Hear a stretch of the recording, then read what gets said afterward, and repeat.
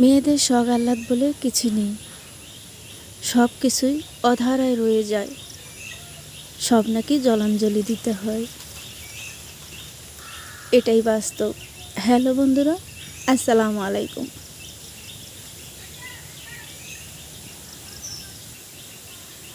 আবার একটি নতুন দিনের গল্প কথা নিয়ে সাজিয়েছি আমি আমার আজকের ব্লগটি। থাকছে টুকিটাকি সাংসারিক কাজকর্ম এবং কিছু রান্নাবান্না। আশা করছি শুরু থেকে শেষ পর্যন্ত আমার সাথে থাকলে আপনাদের অনেক ভালো লাগবে। আপনি আমার ভিডিওতে ক্লিক করেছেন, তার মানে আপনি ব্লগ দেখতে অনেক ভালোবাসেন, ব্লগ দেখতে আপনি ইন্টারেস্টিং।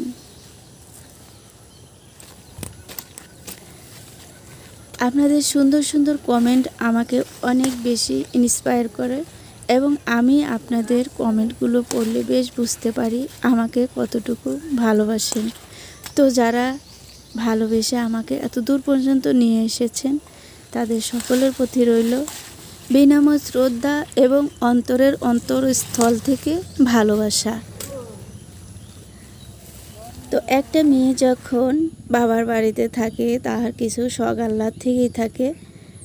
যখন বাবা মাকে প্রশ্ন করা হয় আমি এখানে যাব ওখানে যাব, বাবা মা তখন এর উত্তরে বলে থাকেন, এখন কিছু চলবে না, বিয়ের পরে স্বামীকে নিয়ে অনেক ঘোরাঘুরি করো বা তখন শখ আহ্লাদটা পূরণ করো।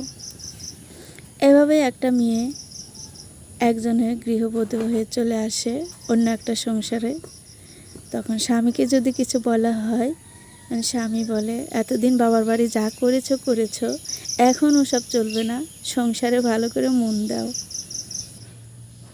তো এভাবে একটা মেয়ে আস্তে আস্তে আস্তে আস্তে সংসার করতে থাকে। সংসার করতে করতে দেখা যায় এক সময় তাদের প্রায় শখ আহ্লাদটা ফুরিয়েই যায়। যে বয়সে আপনি হয়তো 17-18 বছর বয়সে আপনি বিরিয়ানি খেতে অনেকটাই ভালোবাসবেন, কিন্তু সেই যদি 29-30 বয়সে এসে যদি সেই বিরিয়ানিটা খেতে চান, হয়তো সেরকম ভালো লাগবে না। আবার দেখা গেছে কলেজ লেভেলে হয়তো আপনি 20 বছরে বা 18 বছরে আপনি একটা ট্যুরে যেয়ে যে আনন্দ পাবেন, সেই আনন্দ কিন্তু 30 বছরে এসে সাংসারিক জীবনে পাবেন না। তো হয়তো সময় আমাদের এভাবে ফুরিয়ে যায়। তো এভাবে স্বামীর সংসারে অনেকে মেয়েরাই কিন্তু ব্যস্ত হয়ে পড়ে এবং সংসারে মন দিয়ে থাকে। তাদের ঘুরতে যাওয়া মানে ড্রয়িং রুম, বাথরুম, বেডরুম, আর যদি বাচ্চা থাকে তাহলে স্কুল পর্যন্ত। তো যখন একটা গৃহিণীর বাবার বাড়ির শখ আহ্লাদ পূরণ হয় না, স্বামীর সংসারে এসেও স্বাদ আহ্লাদ পূরণ হয় না, তখন যখন তার একটা সন্তান হয়, সন্তানের বয়স যখন 18-20 হয়, তখন মা একদিন প্রশ্ন করে যে, বলতো বাবা, আমার কি শখ আহ্লাদ বলে কিছুই নেই?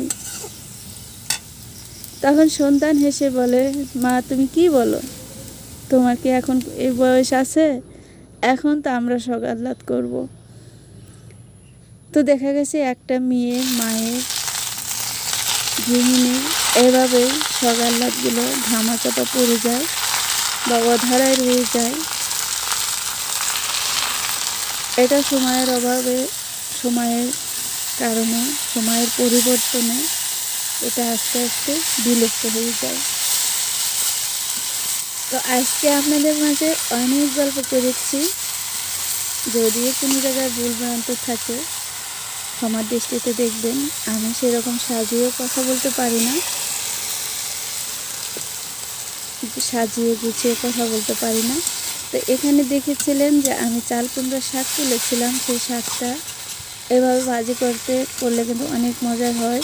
কারণ অনেকেই আছে চাল কুমড়ার শাকটা খেতে চান না, কিন্তু লাস্টে ভাজি করার পরে যদি এরকম ভাতের মাড় কিংবা চাউলের গুঁড়ি একটু গুলিয়ে কিংবা আটা ময়দা যাই থাকুক না কেন একটু গুলিয়ে যদি এভাবে দেওয়া যায়, তাহলে কাটা কাটা যে একটা ভাব আছে, ধারালো যে একটা ভাব আছে, এই ভাবটা থাকে না, একদম নরম সফট হয়ে যায় আর সুন্দর একটা গ্রান বের হয়।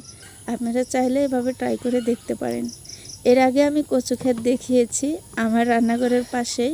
তো কচু লতি দিয়ে আর কাঁঠালের বিচি দিয়ে আমি ভাপিয়ে নিব, এটা রান্না করব শুটকি দিয়ে। তো ফাইনালি আপনাদের মাঝে দেখাতে পারিনি, দুঃখের বিষয়। তো আমাদের কিন্তু গাজীপুর কাপাসিয়ার দিকে বাড়ি, তো এদিকে কিন্তু প্রচুর কাঁঠাল ফলে। তো এই যে দেখতে পাচ্ছেন একটা গাছে কত কাঁঠাল ধরেছে। তো সবাই ভালো থাকবেন, সুস্থ থাকবেন। আল্লাহ হাফেজ।